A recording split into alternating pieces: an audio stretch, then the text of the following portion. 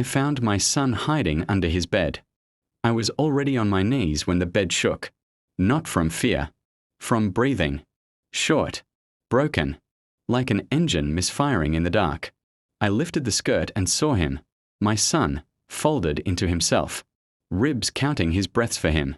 His hands were fists pressed into his mouth. Knuckles white, trying to swallow the sound of crying. "Don't make me go back to Grandpa's," he whispered. Not asked. Begged. I reached for him and my fingers brushed skin that wasn't skin anymore. It was raised. Rope thick. Hot. My brain tried to lie to me. Tried to call it shadows. Tried to pretend the room was darker than it was. Then he turned. His back was a map of punishment. Welts.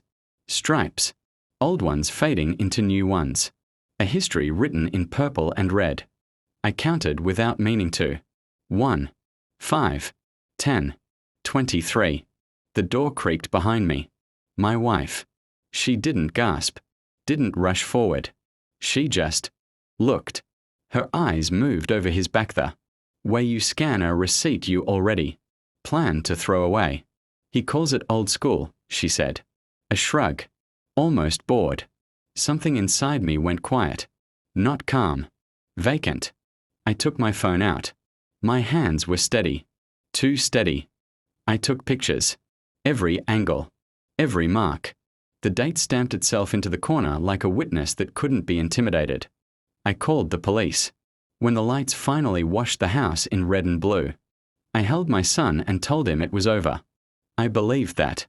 Then the officers walked in, and the first thing one of them did was ask me to put my hands where they could see them. They said my name like it already had a shape in their mouths. Domestic disturbance. Allegations. Prior reports. I watched my wife stand behind them, arms folded, eyes dry. I saw how easily she stepped into the role. The victim posture. The practiced tremor in her hands. She didn't look at our son. She looked at me. That's when it clicked, not all at once, but enough to hurt. This wasn't negligence. It was alignment. Her father's house wasn't just a place she sent our son. It was a system. Rules. Silence. Discipline dressed up as tradition. And she was loyal to it. More than to me. More than to him. The officers separated us. Questions fell like rain. Fast. Impersonal. I answered them carefully. Too carefully, maybe. I could feel the shape of the story they'd already been given. And I knew better than to fight it head on. I watched my wife dab at eyes that refused to cry. I remembered all the time she told me I was too soft. Too modern. Too emotional. I remembered how quickly she shut down conversations about bruises.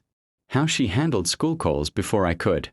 How she always drove him to her father's place when I was working late. I hadn't been absent. I had been edited out. They took my phone. The photos. Said they'd look into it. They didn't arrest me. Not yet. But they didn't leave me with my son either. When the door closed behind them, house felt staged. Like a set after the actors leave. I stood in the silence and understood something I should have seen years ago. This wasn't about discipline. It was about control. And I was the variable they needed removed. I didn't confront anyone. I smiled. Nodded. Apologized. I let my wife think she'd won. That was the hardest part, lying flat while everything inside me wanted to burn. But rage is loud. Strategy is quiet. I requested records. School nurse logs. Attendance notes. Dates. Patterns.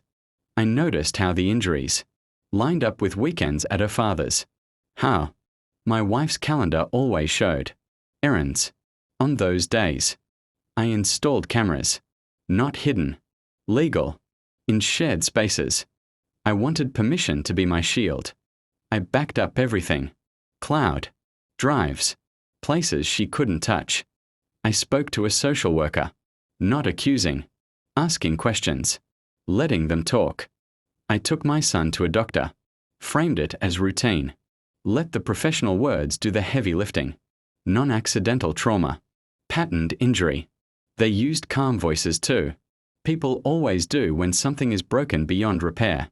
At night, I lay awake listening to my wife breathe. Wondering how long she'd been this version of herself. wondering if she ever loved me, or if I was just a placeholder until I got inconvenient. I documented everything. Every text where she minimized. Every voicemail where her father laughed. I didn't need to prove anger. I needed to prove intent. The report came first. Then the call. Then the knock. This time, I didn't flinch when the police came back. I invited them in. I handed over the file. Thick. Organized. Labeled. I watched the lead officer's expression change. Not dramatically. Just enough. My wife spoke fast. Too fast. Her voice cracked at the wrong moments. I said nothing. When they asked her father to come in for questioning, she finally looked at me. Really looked. I slid the medical report across the table.